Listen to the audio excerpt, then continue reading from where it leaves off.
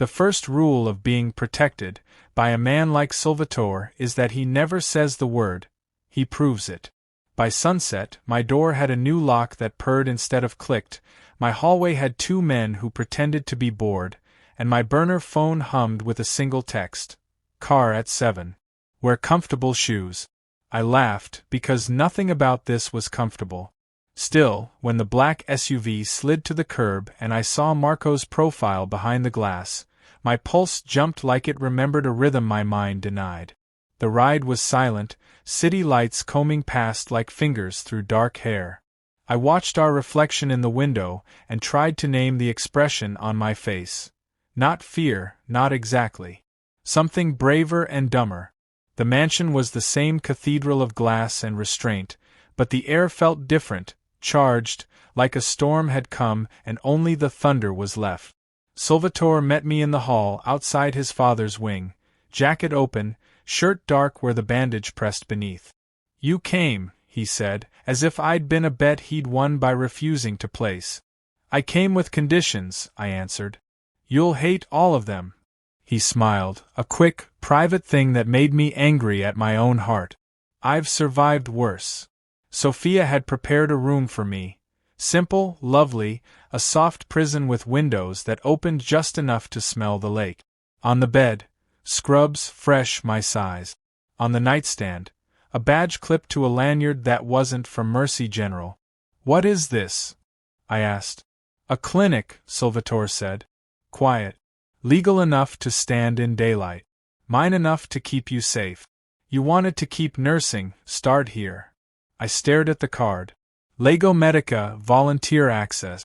The address was 10 minutes away. Not his house, not my ER. A middle ground. This is manipulation, I said. This is logistics, he corrected softly. Manipulation is what I do when logistics fail. I set my bag down. No secrets. That was my first condition. He held my gaze, and for once didn't look away. Then start asking. So I did. About Costa and why a man with 200 soldiers still meets his enemy in person. About Dr. Vega's real last name and why Salvatore had a private morgue permit for a clinic with no morgue. About the scar on his left hand, a white crescent that didn't match any story he'd told. He answered most of it. The rest he held like cards close to an unblinking chest. You won't like all of me, he said finally. I don't like all of me. I checked his wound. Less angry, still hot, edges narrowing under clean gauze. Another 24 hours on the 4, I said, and you do not step into any negotiations unless they're over speakerphone. He arched a brow. You planning to cuff me to the bed, Nurse Shaw? Don't tempt me. I'm short on cuff keys. He laughed, and the sound landed in my ribs like warmth I didn't consent to. Tomorrow, he said, sobering, you'll go to the clinic. Marco will brief you on protocols. 2 guards inside, 2 outside, cameras on every door. If anything feels wrong, you leave. You call me. And if you feel wrong? I asked. His smile faded. Then you come back. I didn't sleep much. When I did, I dreamed of a staircase washed in moonlight and a boy with a pistol too big for his hands. At dawn, I tied my hair back, put on the scrubs, clipped the fake real badge to my collar, and walked into the quiet day like it might be normal. Lego Medica sat low and bright by the water, all friendly signage and spotless glass. Inside, the receptionist was gentle, the waiting room empty, the supply closet stocked like a wish. It could almost fool you, until you noticed the 2 men reading newspapers who never turned a page. By noon, I'd changed 3 dressings, given a tetanus shot, and told a teenager his ankle sprain wasn't the end of his soccer season. It felt good. The clean mechanics of care, the neat arithmetic of fluids and doses, the small miracles no one writes down. Between patients, I texted Salvatore the kind of updates any nurse gives a stubborn patient. Temp? Fluids? He sent back a photo of an empty saline bag, and the single word obedient. I rolled my eyes and smiled where no one could see. At 2, Dr. Vega arrived, silver hair, steady hands, charm turned down to a professional simmer. "You must be Emma," he said. "Salvatore's Emma." "I'm my own Emma," I replied. He inclined his head, amused. We reviewed the pharmacy log. 2 vials short. "We had a kid at opening," the receptionist offered. "Asthma attack. Used the neb." Vega nodded, signed off, moved on. He was almost out the door when he paused. "Your bag," he said lightly. "Mind if I borrow your pen?" My pen sat beside the keyboard. He knew that. He was looking at the bag. A memory flashed. The fake security guard at Mercy, the cold click of something small against canvas. I zipped the bag closed. "Use the one on the desk." Something passed through Vega's eyes. Disappointment, calculation, and was gone. "Of course," he said, and left with his smile intact. The door whispered shut. The hair along my arms lifted. I texted Marco. Vega tried to touch my bag. 3 dots appeared, vanished. The lobby doors opened again. A woman entered, mid-30s, jeans and a windbreaker, face I almost knew. She approached the desk with a small, tired smile. "Hi," she said. "I'm looking for a nurse named Emma. I was told she could help me." The receptionist glanced at me. I stepped forward. "I'm Emma," I said. The woman's eyes met mine, and recognition slammed into me like a dropped elevator. I knew her from a photograph on a police report that never found its ending. The convenience store camera, grainy, my fiancé's blood a dark blur on tile. The woman didn't flinch under my stare. She reached into her jacket slowly, palm up, as if approaching a spooked animal. "My brother didn't mean to pull the trigger," she whispered. "But he's back in town, and he thinks Salvatore's money can buy him forgiveness. He sent me to find you. He said to tell you he remembers your shoulder." Her hand opened. In her palm lay a brass shell casing strung on a chain. The room tilted. My scar burned under cotton. Outside, a dark SUV rolled to the curb too fast, too smooth. One of the men with the never-turning papers stood, hand at his ear. I swallowed the taste of metal and fear. "Where is he?" I asked. The woman's eyes flicked to the glass, to the reflection of the SUV door opening, to the shadow stepping out. "Right behind you," she breathed. The words had barely left her lips when the glass door behind me groaned under the push of a heavy hand. I didn't turn at once. My body did that instinctive stillness animals do before the pounce. The woman's eyes darted past my shoulder, pupils shrinking, breath catching. I finally turned, slow, deliberate, because I already knew whose shadow would fill the doorway. He was broader than I remembered from the surveillance photos the detectives had shown me years ago. The same cold jaw, the same half-smile that had haunted every nightmare that ended in the sound of a gun. Luca Rossi. My fiancé's killer. The man who had stolen the future I'd once believed in and now had somehow found me here, in the one place Salvatore swore was safe. "Emma Shaw," he said, voice roughened by smoke and distance. "Guess we're both still alive." His right hand hung loose at his side, the cuff of his jacket heavy with rainwater. The left one was hidden inside the coat, and I didn't need to see what it held. The woman, the sister, lifted both hands, whispering, "Luca, please don't." He didn't look at her. His eyes were on me, flat and cold and almost curious. "Step away from the desk," I said, surprising myself with how steady it came out. He grinned. "You sound like him." "Like who?" "Castelli. He gives orders like they're blessings." He stepped closer. The air changed temperature. I could smell the street on him. Diesel, rain, blood. My fingers found the small panic transmitter sewn inside my badge. One press and Marco's men would storm the lobby. One press and this entire facade of normalcy would shatter. But he was faster. His left hand came out with a pistol, not raised, just visible. "If you press it," he murmured, "the first bullet goes through your pretty receptionist." The girl froze behind me, coffee cup halfway to her mouth. I swallowed hard. "What do you want, Luca?" "Same thing everyone wants from Castelli. The file. He moved it from the vault, didn't he? Brought it here. To you." I laughed once, sharp and ugly. You think I keep mob secrets next to the blood pressure cuffs? He tilted his head. You worked in Mercy, General. You patched him up when Costa's boys ambushed him. Now you play nurse in his clinic. Don't pretend you're innocent. His gun moved slightly, tracing invisible circles in the air. The woman, Mira, whispered, "He's sick, Emma. He doesn't sleep. He thinks everyone is lying." "Because they are," he snapped, eyes flicking to her with a violence that silenced her. The front door banged open again, and 2 men in street clothes entered, dripping rain, pretending to be patients. They stopped when they saw the gun. One's hand twitched toward his jacket. Luca fired before I could blink. The sound cracked the lobby in half.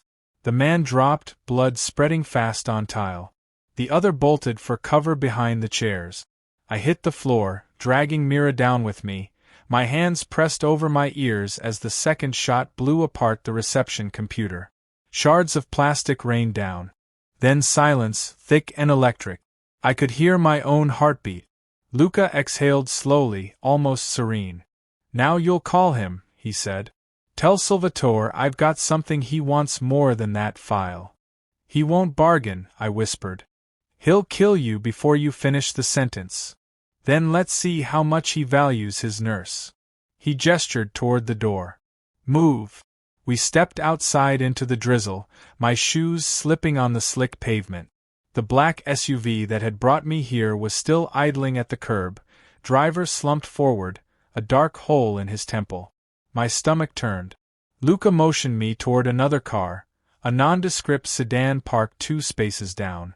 Mira climbed in first, then me. He slid behind the wheel. "Seatbelt," he said. I stared at him. "In case of what? A collision or an execution?" "Both." He pulled away from the curb, one hand on the wheel, the other steady with the gun resting on his thigh. The city blurred past, gray streets, glass buildings, the lake a smear of steel. I tried to memorize turns, street names, anything that could help later, but everything looked identical in the rain. "You know, I didn't plan to kill him," Luca said suddenly. "Your fiancé. It was supposed to be a message." He moved, panicked. I closed my eyes, breathing through the nausea. "Don't do this," I said. "Don't rewrite history. I'm telling you the truth. You think Castelli keeps his hands clean? He ordered the hit. On your fiancé. On me when I failed. We're all ghosts because of him." I turned toward him. "You think killing me will make you alive again?" His jaw tightened. "No. But it'll make him bleed." He tossed a phone into my lap. "Call him." The number was already open, Salvatore's private line. My thumb hovered above the green icon. "He'll trace it." "Good." He smirked. "Tell him where to find the bodies." I pressed the call. It rang once. "Emma." Salvatore's voice, low and taut. "Where are you?" I inhaled shakily. "Not sure." Luca grabbed the phone, pressed speaker. "Hello, boss." Silence, then, "Rossi." Salvatore's tone turned to Winter. "You've been busy. Just tying up loose ends. I have your little nurse. Let her go. Come get her." The line went dead. Luca tossed the phone out the window, where it shattered against the asphalt. "Now we wait," he said. We didn't wait long. Within minutes, headlights appeared in the rear mirror. 2, then 4. SUVs fanning out like wolves. "You brought him fast," Luca murmured, admiration in his voice. "Told you he cared." He accelerated, weaving through traffic. Bullets smacked into the trunk, glass exploded behind us. Mira screamed. I ducked, covering my head as shards sliced my hands. Luca laughed, wild and alive. "He won't shoot the car, you're in it," he shouted. "You're his shield." He turned hard into an alley, tires skidding. One of the pursuing SUVs blocked the exit. Salvatore stepped out, unarmed, rain plastering his shirt to his chest. No guards. Just him. "End it, Rossi," he called, voice carrying even through the downpour. "You can't outrun this." "I already have." Luca yanked me upright, gun to my throat. "You feel that, Castelli? This is what you cost me." I met Salvatore's eyes across the distance. They were steady, ice blue, unreadable. Let her go, he said. You don't need her. Don't I? She's the only good thing you've touched in years. He pressed the gun harder against my skin. Maybe I'll ruin her too. If you hurt her, Salvatore said quietly, I'll make your death last days. The tension snapped like a tripwire. Luca shoved me aside, firing at Salvatore. The shots missed. He was already moving, rolling behind the SUV, returning fire. Mira screamed, clutching her arm where a bullet had grazed. I crawled behind the sedan, fingers searching for anything, metal, glass, a weapon. My hand closed around the casing necklace Mira had dropped. A brass circle, cold and familiar. Without thinking, I lunged up, swung the chain, and wrapped it around Luca's wrist. He cursed, turning toward me. The gun went off, fire streaked past my ear. I bit down on his hand hard. He howled, and in that split second Salvatore was there, disarming him with one brutal twist, slamming him against the hood. Rain hissed on metal. Luca's blood mixed with it, pink ribbons swirling toward the gutter. You should have stayed buried, Salvatore said. You can't kill what you made, Luca gasped. Salvatore's fist came down once, twice, and the fight drained out of him. Marco's men appeared, ghost-like, sweeping the alley, pulling Mira to safety. Salvatore looked at me. Are you hurt? Just my pride, I whispered. And my hands. He reached out, his thumb brushing the cut along my cheek, the gesture almost tender. You scared me. That makes two of us. We rode back in silence, Luca cuffed and unconscious in the rear seat. The adrenaline crash hit halfway to the mansion. My hands shook so badly Salvatore covered them with his own, grounding me without words. He said you ordered the hit, I said quietly. On my fiancée. His jaw tightened. He lied. Did he? You want the truth? I didn't order it. But I didn't stop it either. The confession landed heavy. He was stealing from me, he continued. Your fiancé was on Costa's payroll. The night he died, I tried to pull him out. Rossi fired before I could. I stared at the rain-slick windshield, the city lights turning everything into ghosts. So all this, I said. Every moment since the hospital, it's guilt? It's debt, he said. And maybe something more. He turned toward me, eyes darker than I'd ever seen. Emma, I can protect you from everyone but the truth. Do you still want to stay? I didn't answer. I couldn't. The car slowed as the mansion gates opened. Guards moved like shadows. Inside, Rosa waited with towels, her face pale when she saw the blood on my clothes. Salvatore disappeared with Marco and the others, leaving me in the hall with the echo of gunfire still ringing in my head. Hours later, the storm broke. I stood on the balcony outside my room, the lake below alive with lightning. Down in the courtyard, two men dragged a body bag toward the garage. Luca's shape beneath the tarp. My stomach turned, but I didn't look away. Behind me, the door opened. Salvatore stepped out, clean now, wearing a dark sweater, hair damp. It's over, he said. No, I whispered, it's beginning. He moved closer, the air between us charged again. You saved me today. I saved myself. Same thing, he murmured. His hand found my jaw, tilting my face up. I should have stepped back. I didn't. The kiss was inevitable, slow, dangerous, tasting of rain and regret. When he pulled away, I was trembling. Downstairs, an engine started. I turned toward the sound, but Salvatore froze first, head tilted. That's not mine, he said. The next instant, the night exploded, flashes across the water, the thud of mortars, the scream of alarms. The glass shattered inward, a shock wave throwing us both to the floor. Somewhere below, Rosa shouted, and the hallway lights went red.